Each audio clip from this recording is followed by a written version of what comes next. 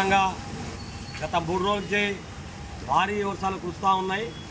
ఈ భారీ వర్షాల వల్ల ఈ నీళ్ళన్నీ కూడా పొంగి ప్రవహిస్తూ ఉన్నాయి కాలువల మట్టి.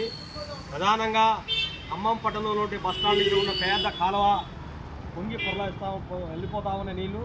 దాని పక్కన కనీసం గడిచిపోయేట్లు పడే పరిస్థితి కూడా ఉన్నది. దాని పక్కన డివైడర్ కానీ ఏది కానీ కట్టలేదు.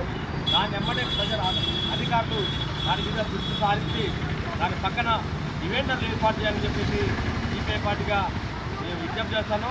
అదేవిధంగా గత వర్షాకాలంలో పెద్ద ఎత్తున ఫ్లడ్ వచ్చి ఆ ప్రాంత ప్రజలంతా కూడా నానా ఇబ్బందులు పడ్డారు.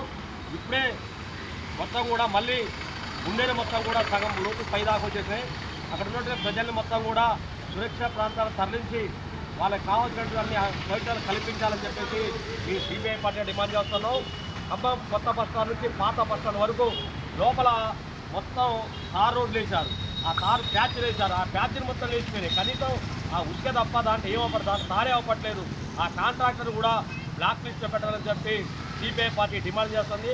తక్షణమే ఈ కాలువలు కచ్చా కాలువలు కానీ పెద్ద కాలువలు కానీ మొత్తం చేతితో మొత్తం క్లీన్ చేసి ఎక్కడ స్టాగ్నేట్ వాటర్ మొత్తం కూడా పోయే విధంగా కృషి చేయాలని చెప్పేసి అధికారులను విజ్ఞప్తి చేస్తూ ఉన్నాం.